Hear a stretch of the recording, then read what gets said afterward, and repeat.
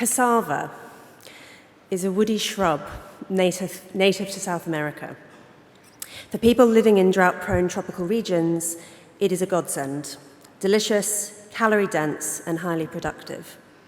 The indigenous peoples of the Americas who first cultivated cassava are reliant on it and have developed an arduous, days-long process of preparation that involves scraping, grating, washing, and boiling the plant before it is eaten.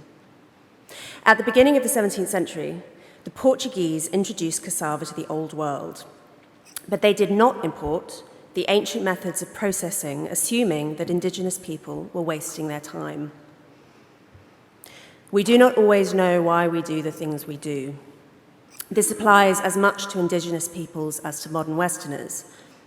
The first cultivators of cassava could not explain why the scraping, grating, washing, and boiling process was necessary because they could not know, that every step of the process is essential in order to reduce the cyanide content in the plant.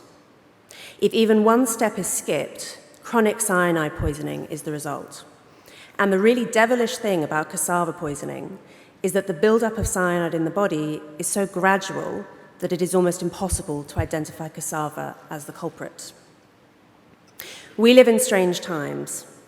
Modern technology has brought many blessings: better medical treatment, better nutrition, and better comfort for all of the world's population, even in the poorest regions. But one of the defining features of rapid technological development is that it serves to liquefy traditions. Progressivism, the dominant ideology of our times, considers this to be a good thing. Put crudely, the progressive account of the world insists that history has a shape, that as time goes by and new ideas and new technologies arrive in our lives, the world gets better.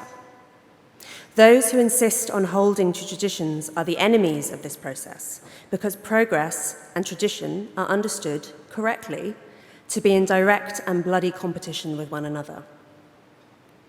But what we are now discovering is that at the population level, modernity selects systematically against itself. The key features of modernity, urbanism, affluence, secularism, the blurring of gender distinctions, and more time spent with strangers than with kin, all of these factors in combination shred fertility, which means that progressivism, the political ideology that urges on the acceleration of modernization, can best be understood as a sterility meme. When people first become modern, they have fewer children. When they adopt progressive ideology, they accelerate the process of modernization and so have even fewer. Britain was the first country to experience an industrial revolution, meaning that Britain started hurtling towards modernity faster than anyone else. Today, only 3% of the world's population lives in a country whose fertility rate is not declining. Demographic imbalance may well represent the greatest threat to the long-term stability of Britain, and indeed the rest of the world. Put simply, our age pyramid no longer looks like a pyramid. An aging population depends on working-age adults to fund the welfare system. An economic system dependent on high levels of debt also depends on above-replacement fertility. The whole system is a Ponzi scheme, reliant on continued population growth in order to sustain itself.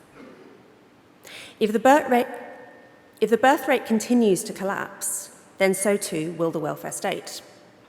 A hard landing to demographic imbalance looks like economic depression, empty and derelict cities, collapsed public services, and millions of poor and childless elderly people ending their lives in loneliness, squalor, and pain. As the American economist Nicholas Eberstadt has put it, we don't know how to be a country without population growth. The great well of economic theory that we are familiar with was all written during times of population growth. We are about to enter uncharted territory. The effects of fertility decline will not become evident until the last above-replacement generation dies.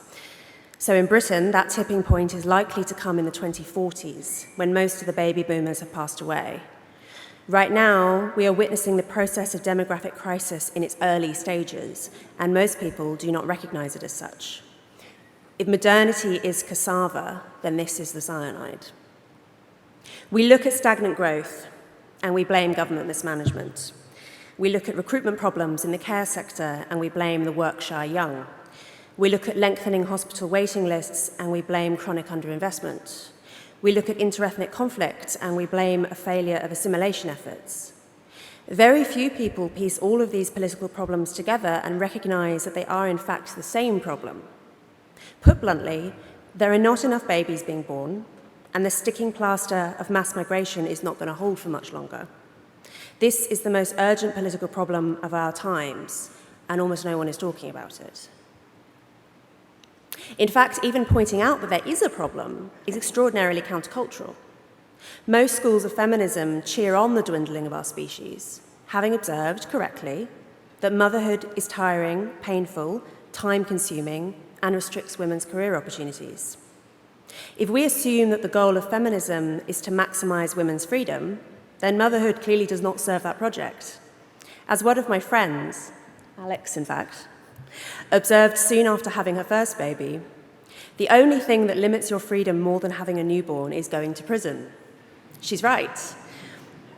Meanwhile, young people alarmed by climate change tell pollsters that they are rejecting parenthood for the sake of the planet.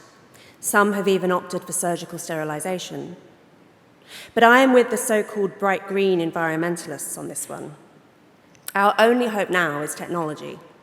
And the problem for those who advocate fertility decline for the sake of the planet is that the plan isn't going to work, and not only because it will take too long. The larger problem is that birth rates are not falling evenly across the whole world, and nor are they falling gently. What we are seeing instead is precipitous falls in the rich countries that are best placed to develop the technology needed to get us out of the mess created, ironically enough, by earlier and more destructive forms of technology. Countries with shrinking populations and shrinking economies are not in a position to invest in green technology.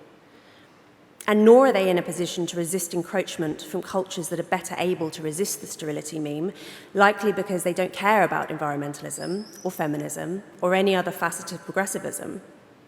Anyone with any sympathy for even the most basic liberal ideas, legal equality between the sexes, gay and lesbian rights, religious pluralism, ought to be appalled by this prospect. I may have my reservations about progressivism as a quasi-religion, but that does not mean that I welcome the prospect of sliding back towards the poverty, parochialism, and authoritarianism that characterize most of our species' history, which is exactly what will happen if we cannot find some way of marrying modernity with a culture that promotes and supports parenthood.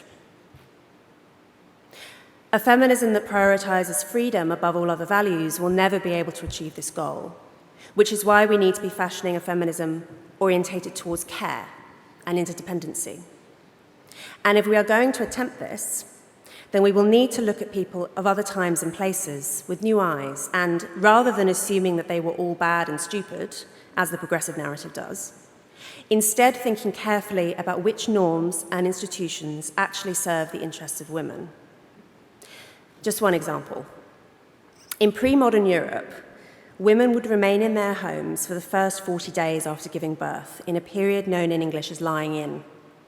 Initially, they would stay in their beds and then their bedrooms, with female relatives, neighbours, and, for the wealthy, servants, temporarily moving into the home and tending to the needs of the mother and the new baby. Ritualised postpartum confinement has long been abandoned in Western countries, although a few minorities have imported the practice from their own countries, a vestigial trace of a pre-modern tradition that makes complete sense in an environment in which postpartum infection claimed the lives of so many women and babies, making social distancing a wise choice. The anthropological record reveals lying in to be an almost universal practice, lasting somewhere in the region of 30 to 40 days. It is a traditional solution to the problem of postpartum vulnerability that enormous numbers of human beings have adopted throughout our species' history. But not us. 21st century Britons no longer suffer from high rates of infant and maternal mortality, thanks to modern medical technology, which is a great blessing. I was kicked out of hospital within 24 hours of my C-section, as is now typical, And when my husband returned to work after just 5 days of paid paternity leave, I was left largely alone with our newborn during what could have been my lying-in period. And we survived, of course, in part thanks to the course of antibiotics that I was prescribed for a nasty infection. But is it any wonder that rates of postnatal depression are so high among women suddenly cut off from an ancient tradition that serves both a physical and also a psychological function? Is it any wonder that women look at modern motherhood, safe, yes, but also dreadfully lonely, and say no thanks? We could respond in two ways to the status quo. Either we could say, as many feminists have done, that modern motherhood is inimical to women's interests and ought to be rejected. In doing so, we would be embracing the sterility meme and accepting the end of our way of life, a prospect that is much more immediate than most people realize. Or we could try and resurrect and refashion some of the age-old practices that actually served the interests of parents, and particularly mothers, but were wrongfully abandoned during modernization. In other words, we should have antibiotics and lying in. It ought to be possible to consciously choose both. My contention, and my hope, is that examples like this could be scaled, with the principle extended far beyond the first 40 days of a baby's life. If we are going to reinvent a fertile culture, then we will have to look to other fertile cultures and learn from them, taking the ideas best suited to our own values and material conditions. Government policy can affect some kinds of change. Individuals and families will have to do the rest. The challenge ahead of us is to work out how to have all the good things in modern life, not just female education, gay rights, political freedom, but also affluence, safety, and comfort, without eventually succumbing to the sterility meme. The first group of people that can crack this problem will have the world before them. Let it be us. Thank you.